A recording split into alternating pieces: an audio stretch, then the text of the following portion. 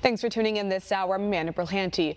We have some breaking news this evening where the Pentagon confirms the commander of Iranian-backed terror group Quds Force is dead.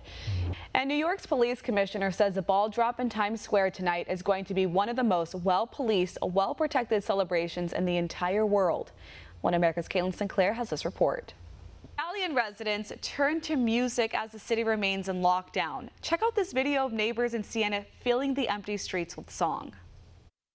Thanks for tuning in this hour. Before we get started, I'd like to take a moment of appreciation for our essential healthcare workers. As Americans across the U.S. are being asked to step up and thank healthcare workers at 8 p.m. local time. Yeah, Neil, you're mentioning spending, and so that means that the president's kind of going into NATO with a win already in his pocket on the funding issue. Now, what are those new arrangements? Mexico's president is defending his security forces over their handling of a shocking outbreak of drug violence. He claims officials saved lives by releasing a son of jailed kingpin Joaquin El Chapo Guzman after his brief capture. Bobby Cooper has more in the president's defense, and we do want to warn you, some of the following footage may be considered graphic. The Pentagon identifies the 2 service members killed during a bombing attack in Afghanistan. Today, military officials honored the sacrifice of 29-year-old Staff Sergeant Ian McLaughlin and 21-year-old Private First Class Sergeant Miguel Villalone. The 2 soldiers, who were on their first combat deployment, were killed after their vehicle was struck by an IED attack in the Kandahar province on Saturday. Both men were assigned to the 307th Brigade Engineer Battalion, 3rd Brigade Combat Team, 82nd Airborne Division based out of Fort Bragg, North Carolina. Now, I want to talk about turnouts. Politico reported that 36 million people voted early compared to just over 27 million in 2014. So how do you expect that to reflect in today's turnout? And if you are an Office fan, I recommend going to 6 minutes and 15 seconds with Steve Carell to take you on a little bit of an Office roller coaster of emotions.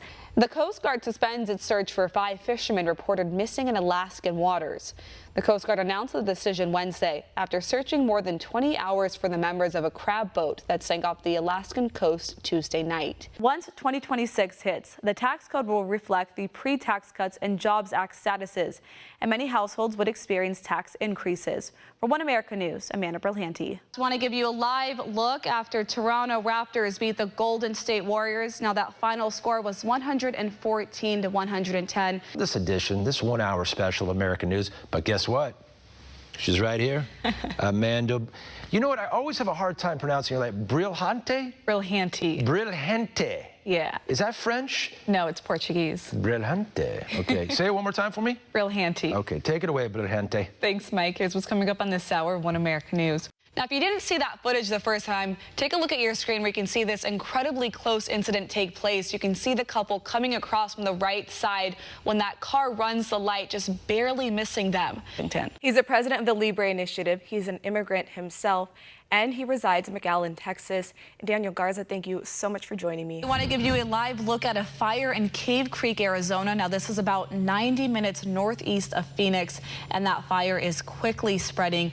It's currently at 5,000 acres, and the brush fire is believed to be human-caused and started around noon Friday. Fire crews are on scene, but say the weather is making efforts difficult.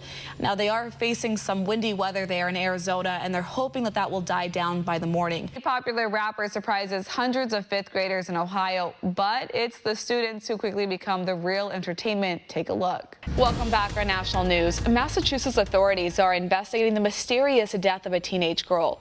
Police say a man dropped off the lifeless body of 13-year-old Chloe Ricard at Lawrence General Hospital on Monday. All right, thanks, Mike. Here's what's coming up on this hour of One America News. A pair of rockets reportedly explode near the U.S. Embassy in Baghdad. More on the apparent attack amid heightened tensions in the region. The House Homeland Security Committee subpoenas acting DHS Secretary Kevin McAleenan after he pulled out of a scheduled hearing. Chairman Benny Thompson has also attempted to compel the testimony of the acting director of the National Counterterrorism Center. Senator Lindsey Graham echoed similar sentiments, saying the price of killing and injuring Americans has just gone up drastically. You can see that tweet here on your screen. He says this comes as a major blow to the Iranian regime that has American blood on its hands.